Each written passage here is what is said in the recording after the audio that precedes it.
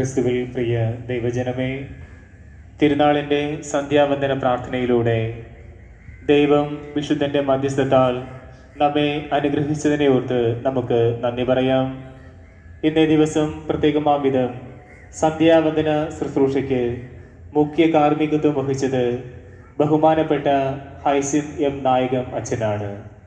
അച്ഛൻ ഇപ്പോൾ ശാന്തിപുരം ഇടവകയുടെ വികാരിയായും അതിലുപരി നമ്മുടെ പുതുക്കുറിച്ചി ഫെറോന വികാരിയായും അച്ഛൻ സേവനം അനുഷ്ഠിക്കുന്നു. എപ്പോഴും എന്ത് സംശയമുണ്ടെങ്കിലും അച്ഛനെ വിളിച്ചാൽ വളരെ സ്നേഹത്തോടുകൂടെ ആ സംശയം അച്ഛൻ നിവാരണം ചെയ്തു തരുന്ന ശ്രേഷ്ഠനായ ഒരു വൈദികനാണ് ബഹുമാനപ്പെട്ട ഹൈസിൻ അച്ഛൻ. ഈ തരുണത്തിൽ നമ്മോടുള്ള സ്നേഹത്തെ പ്രതി അച്ഛന് ശാരീരികമായ അസ്വസ്ഥതകളുണ്ട്.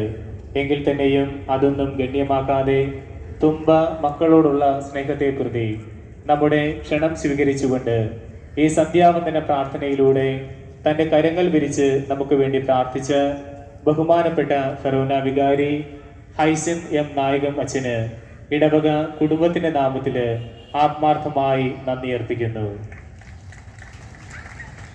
പ്രാർത്ഥനയാണ് പ്രത്യാശയുടെ ശ്വാസം എന്ന വിഷയത്തെ ആസ്പദമാക്കി നമുക്ക് വേണ്ടി വചനം പകുത്തു നൽകിയത് ബഹുമാനപ്പെട്ട AR ജോൺ അച്ഛനാണ്. അച്ഛൻ ഇപ്പോൾ നമ്മുടെ മരിയൻ എഡ്യൂക്കേഷൻ ഇൻസ്റ്റിറ്റ്യൂഷൻസിൻ്റെ മാനേജരായി അച്ഛൻ സേവനം അനുഷ്ഠിക്കുന്നു. ഞങ്ങൾ വൈദികർ അഭിമാനത്തോടുകൂടി കാണുന്ന ഒരു ശ്രേഷ്ഠ പുരോഹിതനാണ് ജോൺ അച്ഛൻ. എപ്പോഴും നമ്മുടെ വളർച്ചയ്ക്ക് വേണ്ടി ദീർഘവീക്ഷണത്തോടുകൂടി പ്രവർത്തിക്കുന്ന ഒരു പില്ലറായിട്ട് ഞങ്ങൾ അഭിമാനത്തോടുകൂടെ ബഹുമാനപ്പെട്ട ജോണച്ചനെ ഞങ്ങൾ കാണാറുണ്ട്.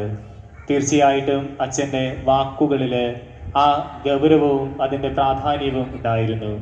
ഇത്തരുണത്തിൽ പ്രാർത്ഥന എന്ന ആയുധത്തെക്കുറിച്ച്, പ്രത്യാശയോടുകൂടി ജീവിക്കാനായി പ്രാർത്ഥന എന്ന ആയുധം അതിൻ്റെതായ